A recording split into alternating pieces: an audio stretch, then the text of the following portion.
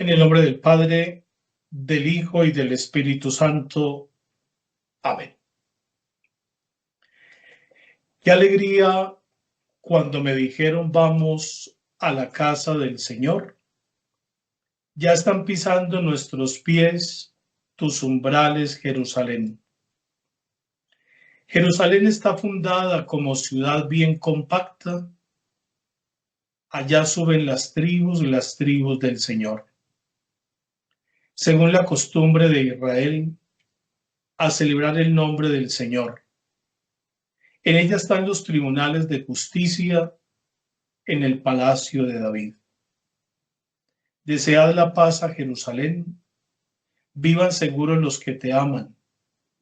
Haya paz dentro de tus muros, seguridad en tus palacios. Por mis hermanos y compañeros, voy a decir la paz contigo. Por la casa del Señor nuestro Dios, te deseo todo bien. Gloria al Padre, al Hijo y al Espíritu Santo.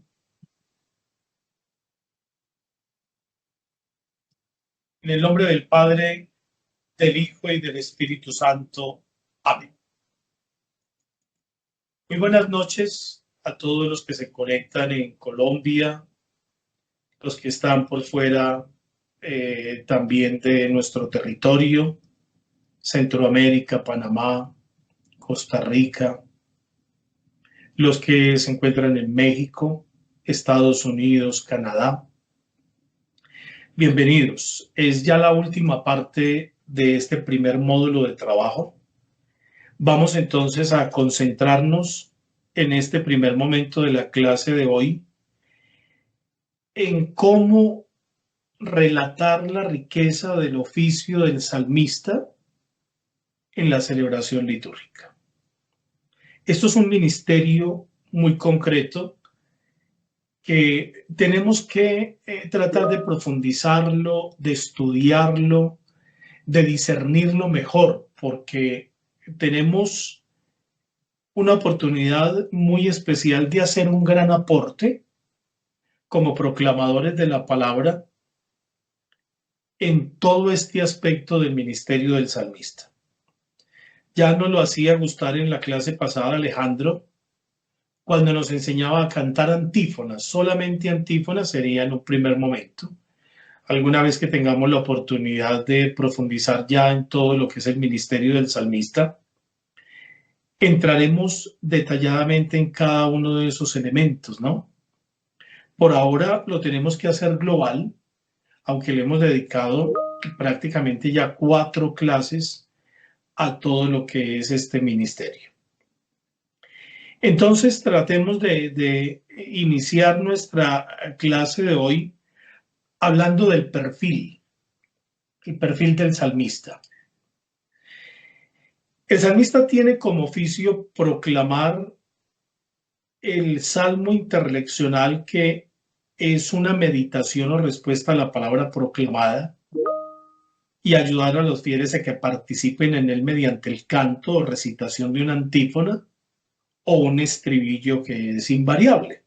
Tenemos que tratar de cuidar mucho el salmo, porque el salmo tiene un puesto en la liturgia de la palabra, y de eso tenemos que estar muy conscientes, porque yo sé que a veces es muy desvalorizado.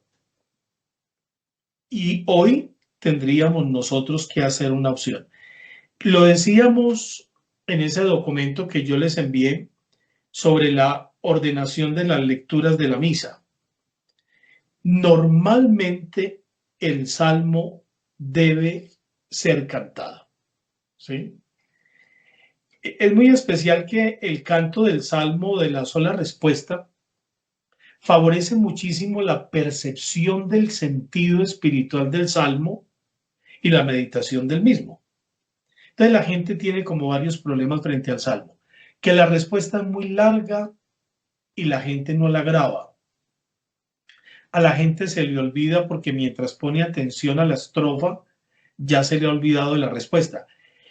Muchos problemas no son solamente del salmo, sino de quien hace de salmista. Primero, la voz no es contundente, primero hay un mal manejo de una expresión oral, un mal manejo de un micrófono, no nos escuchamos o a veces no hay un retorno en la iglesia. Los problemas que tenemos a veces en las iglesias con los equipos de sonido es muy fuerte. Entonces, si no hay una buena vocalización, porque los problemas a veces no son de voz. Nosotros en algún momento vamos a invitar, por ejemplo, una fonoaudióloga dentro del curso, pero también tendríamos que invitar un otorrino para que nos ayude, porque los grandes problemas son de escucha. Miren, por ejemplo, el solo hecho de la clase. A veces uno repite 2, 3 o 4 veces y me causaba mucha impresión porque ayer me escribieron 3 alumnas y me dijeron, ¿dónde tengo que enviar las tareas? Los grandes problemas de nosotros son de lectura, pero también de escucha. Eso es una realidad. Entonces, es interesante que nosotros tengamos esto en cuenta, el perfil del salmista. Miremos cómo un salmista es aquella persona consciente de que pertenece a la comunidad cristiana y que es llamada a ayudar a sus hermanos a entrar en la dinámica amable y profunda de la salmodia como respuesta a la palabra de Dios. Un salmista es esa persona consciente de que pertenece a una comunidad cristiana. ¿De dónde sale? De la misma comunidad. En una de las clases decíamos eso. ¿De dónde sale el salmista? De la misma comunidad. A hacer de solista y en algún momento invita a toda la comunidad para que al unísono pueda repetir una antífona. Si es cantada en un domingo, en una fiesta patronal, en una solemnidad, nos tenemos que arriesgar también a eso. Pero poco a poco tenemos que ir preparando, tenemos que ir entrando en esas dinámicas de estudiar, de ensayar, de invitar a una persona que de pronto nos toque el piano, ir haciendo. Yo les envié al correo en la clase pasada una forma de cómo cantar los salmos entre los 3 ciclos. Esa puede ser una forma, más todo lo que nos había enviado también, o lo que nos había sugerido Alejandro durante la clase. Con su voz intenta dar vida al salmo y por lo tanto intenta expresar y comunicar los sentimientos de alegría, de dolor, de penitencia o júbilo, de admiración, de lamento. Y este es un servicio que exige preparación teórica y práctica. Es muy interesante que cuando a mí me toque el salmo del domingo, yo lea un comentario sobre ese salmo. A ver, este salmo 22 del Señor es mi pastor, nada me falta, ¿qué significa? ¿Qué género tiene este salmo? ¿Qué sentimientos hay en el salmo que yo pueda expresar? Hay alegría, hay dolor, hay tristeza, hay júbilo, hay acción de gracias, hay un lamento. ¿Qué hay? Porque también en la voz y en la vocalización yo tendría que expresar el sentimiento que tiene el salmo. Esto es muy importante que yo lo logre, pero ¿cómo se logra? Buscando un comentario sobre el salmo, ¿sí? Buscando los diferentes géneros o los diferentes comentarios que ayuden realmente a entrar en esta sintonía. En fin, la misión del salmista consiste en proclamar cantando los versos de un salmo, ayudar a la penetración de la palabra de Dios en el corazón de los fieles. Esto sí tiene, me parece a mí que toda la profundidad. Porque si uno logra entender la dinámica de una primera lectura y diferenciarla muy bien del Salmo, esa sería la primera parte pedagógica para una asamblea. Hagamos el ejercicio. No le entreguemos más el Salmo al de la primera lectura y busquemos quién es el salmista. Muchos de ustedes son coordinadores de los proclamadores. Cuando hagan su hoja de trabajo, donde las responsabilidades las entregamos a los participantes, pongamos salmista. ¿Quién es el salmista del domingo? Y poco a poco vamos entrando en esa cultura. Yo sé que ya muchos tendrán la mano levantada y dirán, no, es que somos muy poquitos. Poco a poco vamos a ir haciendo una transición, de ir a ayudarnos, de buscar más gente, de hacer una buena escuela de proclamadores. Yo por eso en cada clase les voy entregando a todos todos los documentos. Téngalos, estúdielos, váyase preocupando por armar una escuela, por enseñar. A veces los grupos de proclamadores son muy básicos, porque cuando se reúnen realmente no tienen muchas herramientas, no tienen de pronto muchos insumos para trabajar y uno ve que a veces esa pobreza lleva a que el ministerio realmente no se ejerza de la mejor forma. El salmista vive una doble experiencia.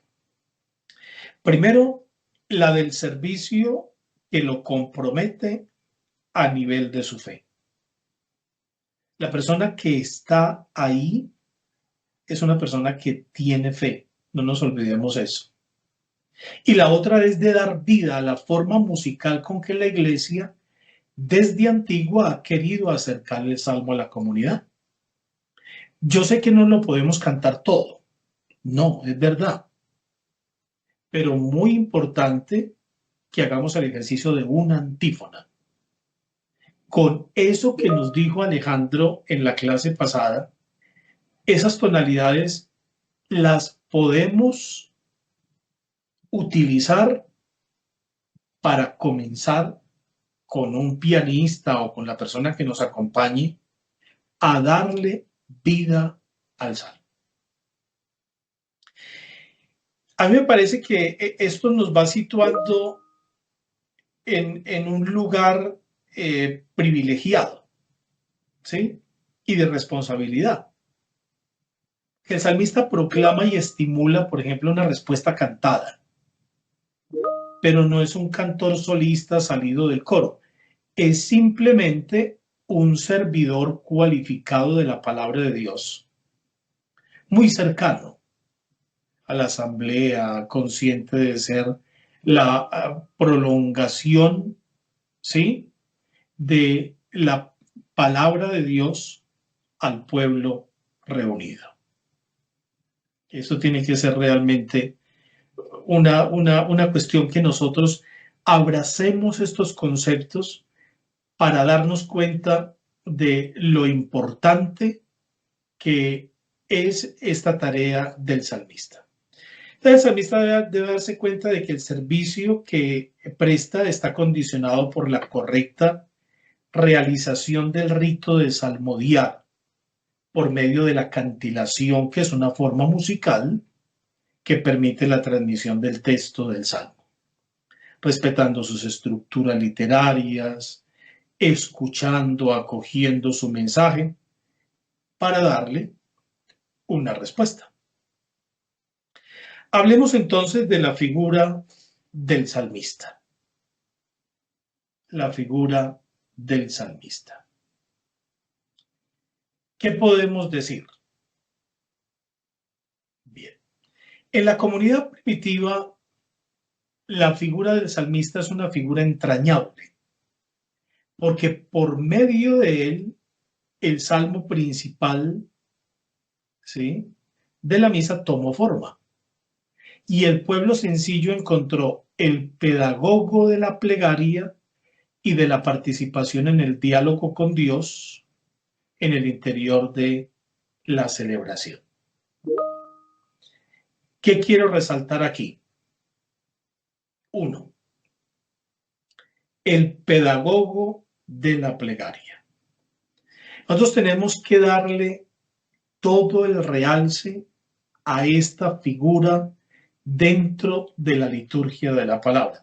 A veces hablamos de que es muy sosa, de que es muy rutinaria, de que es muy reiterativa, de que es muy cotidiana, que de pronto nos cansa, porque realmente quien tiene que darle forma a todo esto es usted, con su preparación. Entonces me parece esto importantísimo. El salmo principal de la misa tomó forma y el pueblo sencillo encontró el pedagogo de la plegaria, porque qué bueno sería uno poder encontrar en el salmo una respuesta real a lo que se acaba de decir en la primera lectura. Pero cuando nosotros establecemos, por ejemplo, un domingo, 3 lecturas lineales, iguales en el tono, en la voz, en la expresión, es muy difícil entender cómo una liturgia de la palabra tiene una fuerza pedagógica.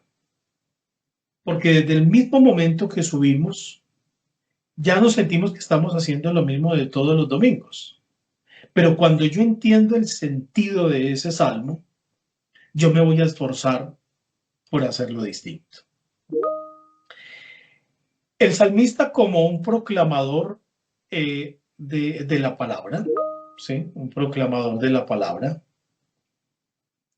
tiene una espiritualidad. Los santos padres al hablar del salmista recuerdan este texto tan bonito de San Agustín, cuando dice: cantad en el secreto de vuestros corazones y considerad el peligro que representa vuestro talento material, que a través de vuestra voz se escuche el eco de la palabra divina. Ese es el ejercicio principal. Pero ¿qué nos tiene que acompañar? Una espiritualidad. Nosotros no podemos salir de cualquier forma, pararnos en el santuario de la palabra y decir las cosas que tenemos que decir porque están escritas. Pero eso, si eso no está respaldado por una unción, si eso no está respaldado realmente por un modo de vida, si eso no está respaldado por un testimonio, no vamos a ser capaces de darle vida a aquello que estamos diciendo. La frase es muy diciente, porque el salmista era portador del mensaje del verbo y forma a todos los fieles en el canto de los salmos sagrados. Incluso hay un texto muy bonito de Casiano cuando dice que el servicio litúrgico que se presta a recitar o cantar el salmo dice lo siguiente: penetrando en el sentido último de los salmos, en adelante ya no los cantamos, no lo cantan como compuestos por el profeta, sino como una plegaria personal salida del corazón, de la que el mismo que ora, miren esas palabras que tan interesantes, cree ser el autor, piensa al menos que están dirigidos a su misma persona y percibe que su sentido no solamente se realizó en el profeta, sino que todos los días se está cumpliendo en sí mismo. Entonces, estas dos expresiones de tanto de San Agustín como de Casiano nos ayudan a entender fundamentalmente este texto.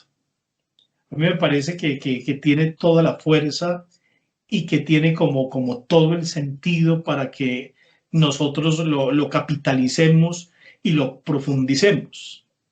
Pero esa sería una de las grandes realidades. Penetrar en el sentido de los salmos. Entonces ya no vamos a hacerlos como los hacíamos antiguamente, sino que tiene que ser una plegaria salida del corazón, salida de lo más profundo.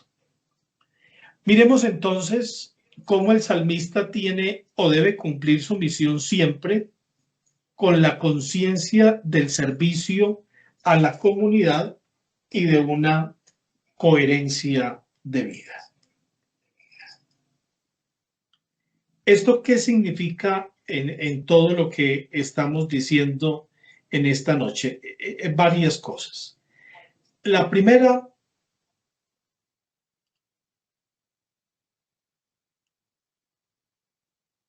mira que lo que cantas con palabras realmente lo estés entendiendo y lo estés creyendo desde el corazón. Y lo que crees de corazón, lo cumplas también con las obras.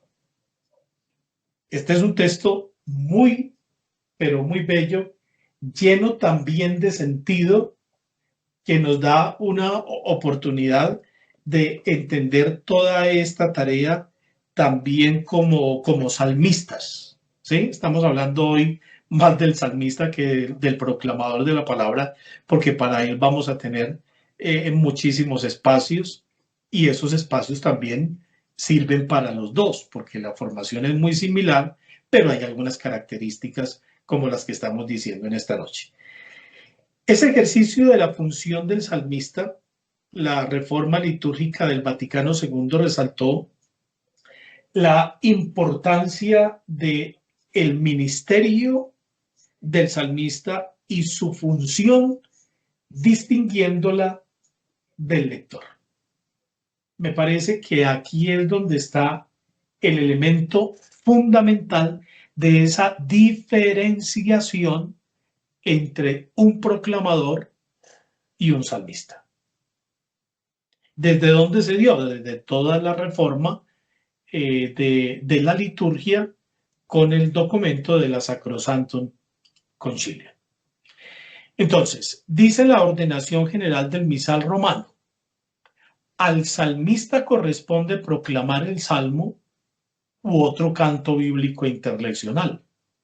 Para cumplir bien con este oficio es preciso que el salmista posea el arte de salmodiar. Así titulé uno de las clases anteriores, el arte de salmodiar, y que tenga unos dotes para emitir bien y pronunciar con claridad. Antes de la celebración del salmista, sepa claramente qué textos le corresponden y no deje nada a la improvisación. Pero me parece que hay una pista muy buena de todo lo que hemos dicho en las clases sobre los salmos. Conocer el género literario. La primera pregunta que tengo que hacerme es, ¿este salmo es un salmo de lamentación? ¿Es un salmo de súplica? ¿Es una acción de gracias? ¿Qué es este salmo? Para poder mirar cómo en el ejercicio que tengo que hacer de comunicarlo, yo pueda expresar con las palabras, con las frases, con mi actitud, qué se encierra o qué significado hay detrás del salmo. Esto es muy exigente. No es tan fácil. Ya no te digo cómo lo hago. La experiencia nos va enseñando poco a poco que esas formas de comunicar van como vehiculando poco a poco esa comprensión de una lectura o de un salmo que ya tenemos en el alma y en el corazón. En el ejercicio de las funciones del salmista, debe comprender que no es el cantor solista, sino que cumple un papel singular en una parte concreta de un canto. Porque, ¿qué es un salmista? Un servidor de la asamblea. Un creyente que ha sido tocado por la palabra de Dios. Va a tener mucho más sentido cuando hablamos, por ejemplo, de la espiritualidad también del lector. Si este, que es un salmista, practica la liturgia de las horas, reza la liturgia de las horas, porque ya va a entrar en una familiarización del salmo muy profunda, ¿sí? Y va a conocer y ya sabe que los ha orado. Entonces, comunicarlos va a ser mucho más sencillo, porque incluso ya muchas de esas frases y muchos de esos textos estarán en la memoria, porque de tanto repetirlo, ya lo ha ido introyectando, ya lo ha ido metiendo en su lenguaje, en su corazón y en su alma. A mí me gusta mucho esta expresión porque es muy bonita. El salmista es un servidor de la asamblea, el proclamador también. No somos más que la gente está en la asamblea. No somos como un pequeño clero o como un pequeño grupo que salió de la asamblea, nos distinguimos porque nos ponemos arreos y cosas. No nos tenemos que distinguir con prendas. Nos tenemos que distinguir con la prenda con la que vamos siempre de máximo respeto. Yo quisiera que en algún momento ninguno preguntara, ¿y puedo ir con esto? ¿Y puedo ir con lo otro? No, usted es una persona culta. Es una persona que sabe cómo comportarse en el templo. Está bien de subir de tenis o subir de crocs con esas chanclas que hoy se usan y todo esto. Usted sabe que no debía hacerlo, entonces ¿para qué lo pregunta? No. Que su cuerpo, que su mente, que su espíritu, que su exterior también hable de lo que usted tiene por dentro. Porque entonces viene la pregunta, ¿se puede esto? ¿Se puede esto? ¿Es que hicimos esto? No, no caigamos en esas trampas porque eso son unas casuísticas, mirar el caso a ver si se puede o no se puede. Usted sabe qué es lo que está representando. Usted sabe que es un servidor de la asamblea. ¿Para qué lo vamos a preguntar? Sabemos que con todo lo que somos, tenemos que ser expresión también de esta palabra. Debe apoyarse no solo en la técnica, porque podemos quedar muy preocupados, sé cantar, no sé cantar, de pronto me equivoco, sino en el esplendor poético de la plegaria. Y ese esplendor poético de la plegaria va teniendo una importancia grandísima en todo este ejercicio que vamos nosotros teniendo como lectores, ¿sí? Entonces, si es un servidor, tiene que entender que no es un protagonista, es un animador. La palabra pedagogo es una palabra muy interesante, porque la palabra pedagogo es el que permite con su expresión, con su voz, con todo lo que es, llevar a la asamblea a entender lo que usted está diciendo. La misión es sencilla y sublime, pero sumamente delicada.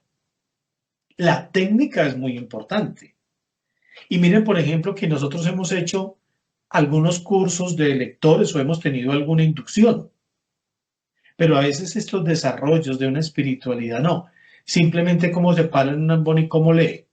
Yo tengo que preocuparme que cada uno de ustedes debe tener una espiritualidad muy propia, para que a través de esa espiritualidad que usted cultiva con algunas cosas muy concretas, la palabra, la lectura del leccionario, su reflexión, su oración personal o la oración con la liturgia de las horas, lo va llevando a sedimentar el corazón, su alma, su espíritu, para usted poderse parar frente a un ambón y poder entonces ser portador de esta palabra. La misión, repito, es sencilla y sublime, pero muy delicada, porque es que comunicar no es fácil, y se los he dicho en las clases pasadas. Hay ministerios más fáciles, piénselo. Este ministerio es muy difícil. Es un ministerio de una expresión oral. Los ojos, la boca, la nariz, lo que decimos, todo esto necesita un cuidado. Y vamos a hablar de la voz y vamos a hablar de la respiración y el especialista nos va a hablar. No, es que no lo podemos hacer de cualquier forma. Está en riesgo la vida de una asamblea que dice, no entiendo la señora que lee en misa de 12, pero qué tan bueno que no lo digan. En fin. ¿Cómo tiene que ser la formación del salmista? A ver, es necesaria la formación básica y permanente. Ustedes después podrán tomar todas estas presentaciones y poco a poco agarrar un detalle, profundizarlo, hagámoslo en los mismos grupos de lectores y vamos tomando nota de todo esto. El salmista ha de cantar encantado para que todos puedan sintonizar con las ideas y sentimientos del salmo y responder con la antífona. Esa síntesis de la actitud provocada por la palabra, escuchada y profundizada y personalizada, eso es la antífona. Es una síntesis que mediante esa frase se convierte realmente en la síntesis de lo que es la liturgia de la palabra. El salmo tiene un puesto fundamental, no se puede confundir con nada.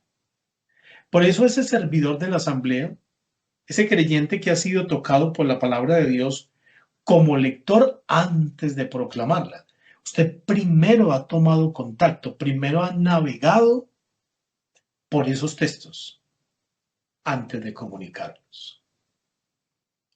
Bien. La formación del salmista, ¿cómo tiene que ser? Primero, una formación bíblica, un conocimiento del salterio, ¿sí? Que es realmente el conjunto de los salmos, los géneros literarios, las situaciones humanas, religiosas que dieron origen a un salmo. Hoy tenemos bibliotecas muy buenas en el Internet que nos pueden permitir también esto. Una formación litúrgica, un estudio de la función y de la estructura de la liturgia de la palabra. Esto le vamos a gastar toda una clase, paso por paso, qué significa, qué puesto tiene, cuál es el ritmo, cuáles son los cantos que se deben usar. Tenemos muchos problemas con las personas que cantan en los templos, porque se nos volvió una costumbre. Si el canto que vamos a cantar no tiene palmas, el canto no es válido. Entonces se nos entró una costumbre muy, pero muy equivocada. Y tenemos que rescatar también eso. ¿Qué significa un aleluya? ¿Qué significa en la Pascua? ¿Qué significa en el tiempo del Adviento? ¿Qué significa ese canto donde suprimimos el aleluya y lo cantamos en la Cuaresma? Otra expresión, que son pobrísimas, porque la gente lo único que puede cantar y que se acuerda de cantar es tu palabra me da vida. Pero el mismo leccionario tiene una cantidad de oportunidades y de sugerencias, pero no las conocemos. Una formación de tipo musical y de tipo ceremonial. Claro, una persona que cante muy bien debiera de darse esa oportunidad para que acompañe el salmo cantado en una celebración. Ustedes ven la cara de la gente terminando una primera lectura y entra un salmo cantado, se genera otro ambiente. Pero esas cosas que son lineales, que son rectas, es muy difícil vencerlas en la liturgia porque se nos presenta muy soso, muy aburridor y la gente siente que no hay una buena preparación. Tenemos muy regulares lectores.